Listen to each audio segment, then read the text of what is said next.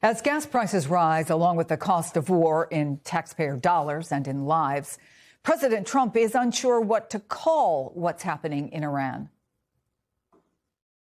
We did a little excursion. We had to take this little few weeks of excursion, but it's been incredible. Our military is unbelievable. Oil will be coming down. That's just a matter of war. You just said it is a little excursion, and you said it is a war. So which one is it? Well, it's both. It's both. It's an excursion that will keep us out of a war. And it's among the questions MS Now's Alex Tabbitt posed to 7 veterans in Florida after showing them clips of Trump repeatedly promising he'd never bring the U.S. into a war. Where's he lying at? He's not lying. I don't see a third world war anywhere. I don't see a war anywhere. It's surgical strikes on enemy targets. It's an operation. Trump promised that there would be no wars. And so to get into this war, conflict, whatever you want to call it, is such a fundamental betrayal of one of the core tenets of this movement that it makes you wonder who is advising him. Let's bring in Jason Kander, veteran and executive advisor to the Veterans Community Project, as well as former Missouri Secretary of State. Good to see you, Jason. I wonder if you're hearing a similar divide among veterans you're talking to about what's happening in Iran. Yeah, well, honestly, there's not that much of a divide. People just think this is really stupid. I mean, Trump doesn't know what to call it because he doesn't know why he's doing it. And for those of us who served in either Iraq or Afghanistan, or some, unlike myself, served in both, it just looks like not just a failure to learn the lessons of the last 20 plus years, but it really just feels like Trump woke up one day and decided he wanted to be at war with Iran and didn't think about what might come next. And if you are somebody who cares about somebody in the military, or just somebody who can empathize with people in the military because you've been there, then it's particularly upsetting. So let me play what President Trump had to say about the war, if that's what we're calling it, at his rally last night. Do we have a great military?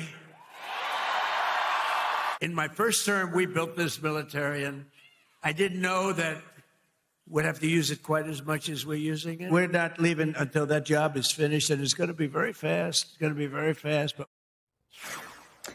there's a lot of mixed messaging. He says the mission will be over very fast, although earlier he'd said we won in the first hour. We all remember the infamous mission accomplished speech by George W. Bush, and then it was many, many years after that we were still fighting.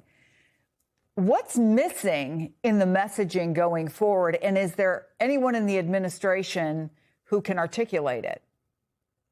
What's missing in the messaging is telling us why the heck we're at war. But I'd like to zoom out a little more than that for a moment, Chris, because I think a lot of this has to do with who Donald Trump is as a person, frankly. You asked me a moment ago how veterans feel about this. Veterans I talk to recognize who Donald Trump is. He's what we call an I would have joined but guy.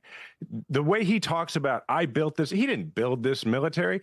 And he hides behind, as Senator Duckworth has been pointing out lately, the valor and the professionalism of our military by talking about how great the military is, to use that as in the stead of having a reason to go to war. And the reason I say he's an I would have joined but guy is because we've all met this guy, all of us vets, the guy who, thinks he's going to get on your level by saying, I was going to join, but I thought I would punch out my drill instructor, so I couldn't join. All sorts of ridiculous reasons, instead of just saying like, hey, thanks for your service, or something that wouldn't be quite so awkward. But because Donald Trump has that personality and that profound sense of personal inferiority, he thinks he has to go use the most powerful, most lethal, most professional military in the world, because that's what it is, in order to feel like a big man. And I think that's deeply unfortunate for the service members who have been killed or hurt so far. And it's deeply unfortunate for the many innocent people throughout the Middle East who have been killed and will be killed.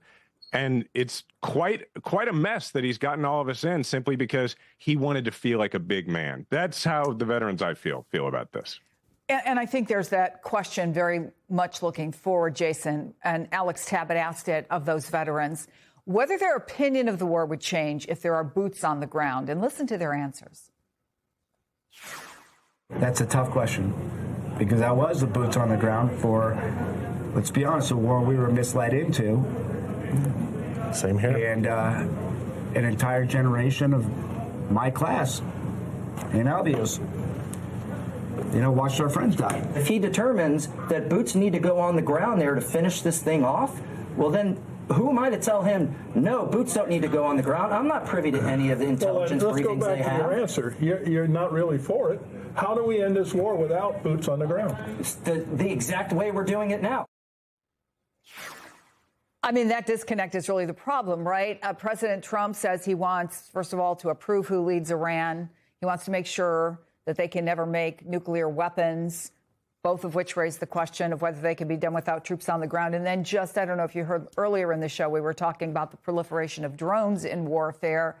And General Steph Twitty was saying, unless we put boots on the ground, we cannot deal with that aspect of this. We did not plan for it. So where does that leave us?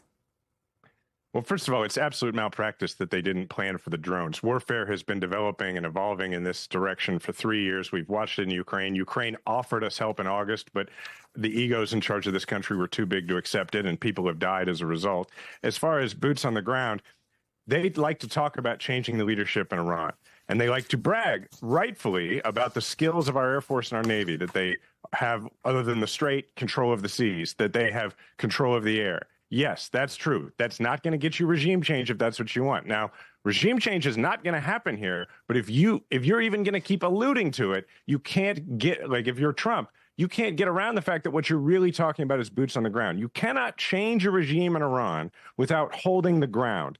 And holding the ground in Iran is going to require you invading Iran. He likes to act like, there's other nations that would be involved. I'd like to know who. Is it one of the Sunni nations, one of the Gulf nations? Are they going to occupy Iran and be able to hold that against an insurgency? No. Is Israel going to occupy a Muslim country? No, they're not.